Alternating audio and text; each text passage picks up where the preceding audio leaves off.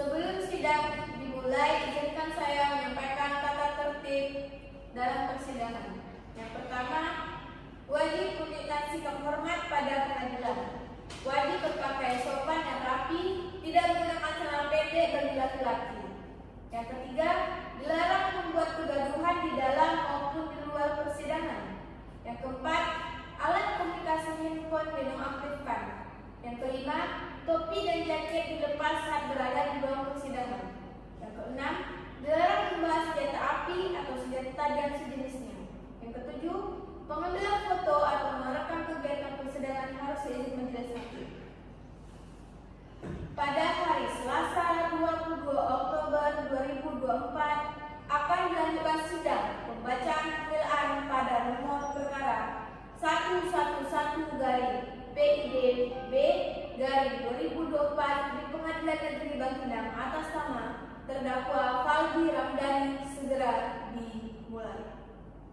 Majelis hakim memasuki ruangan persidangan, hadirin dimohon berdiri.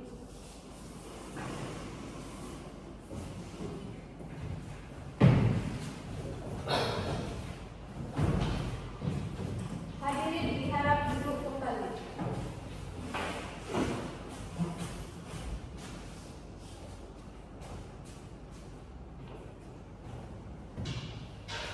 Baik, sidang perkara lanjutan pidana Pengadilan Negeri Bangkinang yang memeriksa dan mengadili perkara pidana nomor 177-PIDB-2024 Pengadilan Negeri Bangkinang atas nama terdakwa Faldi Ramdhani dinyatakan dibuka dan terbuka untuk umum. Sesuai dengan berita acara sidang minggu lalu, maka agenda sidang hari ini adalah mendengar pembelaan dari terdakwa atau penasihat hukum. Kepada saudara terdakwa atau penasihat hukum, apakah saudara sudah siap untuk membacakan pembelaan atau pledoi? Sudah siap, Yang Mulia. Silakan baca. Nota pembelaan kepada yang terhormat Majelis Hakim Pemeriksaan Perkara Pidana nomor 177-PID-2024 Pengadilan Negeri Bangkinang dalam perkara tindak pidana umum atas nama Faldi Ramdhani, klien kami, nama lengkap Faldi Ramdhani, tempat tanggal lahir Bangkinang, umur 24 tahun, jenis kelamin laki-laki, kebangsaan Indonesia, agama Islam, pekerjaan karyawan. Atas surat tuntutan perkara pidana pencurian dan penuntut umum pada Kejaksaan Negeri Bangkinang nomor perkara 177-PID-2024 tanggal 22 Oktober 2024 di persidangan Pengadilan Negeri Bangkinang. Pertama, majelis hakim yang terhormat. Yang kedua, penuntut umum yang terhormat dan persidangan yang kami muliakan. Dengan hormat, kami yang bertanda tangan di bawah ini, Ani Widiawati SHMH, advokat dan konsultan hukum. Ani Widiawati SHMH berkantor di Jalan Bangkinang. Dalam hal ini bertindak untuk dan atas nama serta untuk kepentingan hukum terdakwa atas nama Faldi Ramdhani. Dengan ini perkenalkan kami menyampaikan terima kasih yang setinggi-tingginya kepada majelis hakim yang telah memberikan kesempatan kepada kami penasihat hukum terdakwa untuk menyusun dan menandatangani serta mengajukan nota pembelaan atau pledoi yang berkenan dengan mengajukan tuntutan pidana oleh penuntut umum terhadap terdakwa seperti tersebut di bawah ini. Terdakwa telah didakwa oleh penuntut umum sebagai berikut.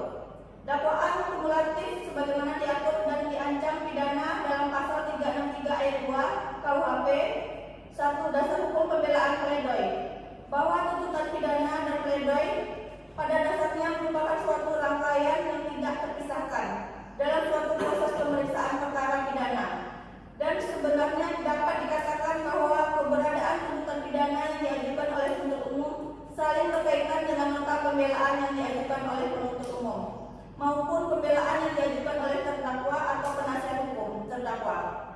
Pada hakikatnya merupakan proses dialogis jawab-jawab terakhir dalam suatu proses pemeriksaan perkara pidana, bahwa berdasarkan pidana pada pasal 182 ayat 1 huruf B KUH.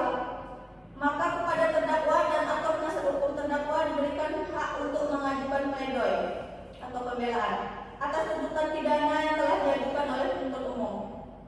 Bahwa pada kesempatan ini kami menegaskan karena pada hakikatnya pengajuan pledoi ini bukanlah bertujuan untuk melumpuhkan dakwaan dan tuntutan pidana yang diajukan oleh penuntut umum. Akan tetapi perbedaan argumentasi dan pandangan dapat menimbulkan kesenjangan di antara kedua misi yang dijalankan. Dua latar belakang. Pada bagian ini kami terdakwa atau penasihat hukum terdakwa terlebih dahulu menyampaikan dan mengemukakan mengenai masalah dalam dakwaan perkara ini. Bahwa terdakwa Faldi Ramdhani adalah warga negara Indonesia yang bertempat tinggal di Bangkina. Bahwa pada saat siang hari terdakwa dan rekannya berhasil mencuri sepeda motor Scoopy dengan merek BM 544 NR. Bahwa pada saat barang-barang yang dirusak terdakwa merupakan rantai gembok dan kunci pagar yang mereka berhasil dobrak dalam aksi pencurian motor pada saat itu. Bermula pada saat korban mau berangkat untuk dan melihat sepeda motornya telah hilang dan kunci pagar telah rusak. Padahal pagar itu tertutup sangat kuat. Awalnya pelaku melihat rumah korban sangat sepi. Disitulah awal sebab si pelaku dan teman pelaku memiliki niat untuk melakukan aksi pencurian.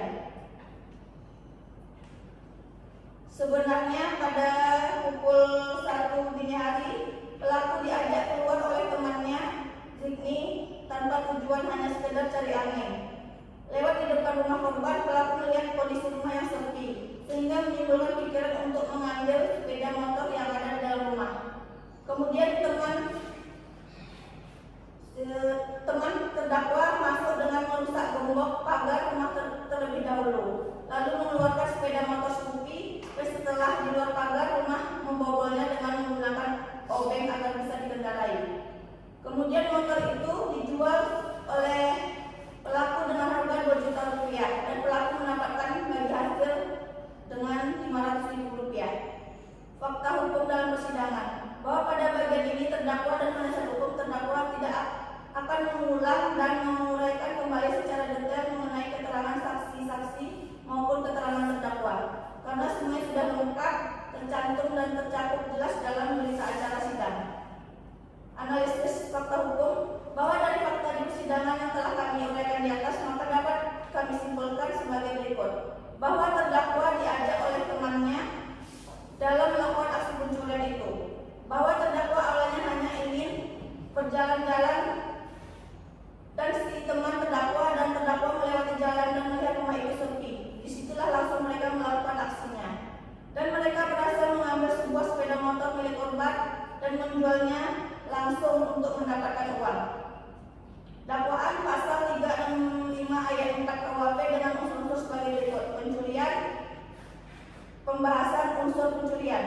Yang dimaksud pencurian adalah upaya untuk mengambil suatu barang milik orang lain tanpa izin dan bermaksud untuk memilikinya. Berdasarkan fakta hukum di atas, bahwa terdakwa telah mengakui bahwa ia melakukan tindak pidana pencurian dibuktikan dengan adanya barang yang dicuri berupa motor dan obeng. Demikian unsur pencurian yang telah terpenuhi. Kesimpulan, demikianlah nota pembelaan atau pledoi ini kami ajukan, yang mana dalam penyusunan masih terdapat kelemahan dan keterbatasan. Meskipun demikian, semoga nota pembelaan pledoi ini dapat berguna bagi penegakan hukum dan keadilan. Bahwa oleh karena itu persidangan dan nota pembelaan tersebut telah selesai kami uraikan, maka segala kerendahan hati tim penasihat hukum terdakwa Faldi Ramdhani memohon dengan hormat kepada majelis hakim yang mengadili perkara ini berkenan memutuskan: 1. Meringankan bahwa terdakwa hanya diajak dan terpaksa melakukan itu. 2. Meringankan beban putusan Faldi Ramdhani. 3. Membebankan biaya perkara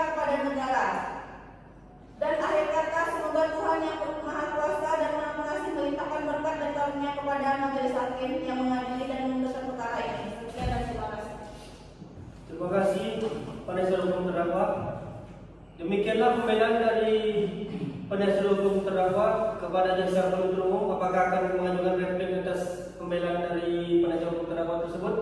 Baik, terima kasih kepada majelis hakim. Kami tidak mengajukan replik dari kami tetap pada tuntutan kami majelis hakim. Baik, karena jaksa penuntut umum tidak mengajukan replik, dengan demikian penasihat hukum terdakwa tidak mengajukan replik.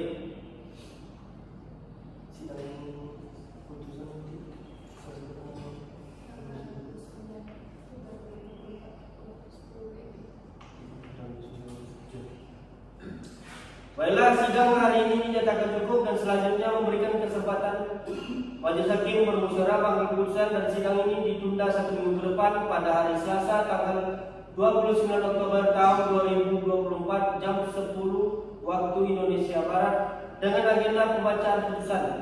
Kepada jaksa penuntut umum, penasihat hukum dan terdakwa diharapkan hadir di dalam persidangan tanpa dipanggil kembali.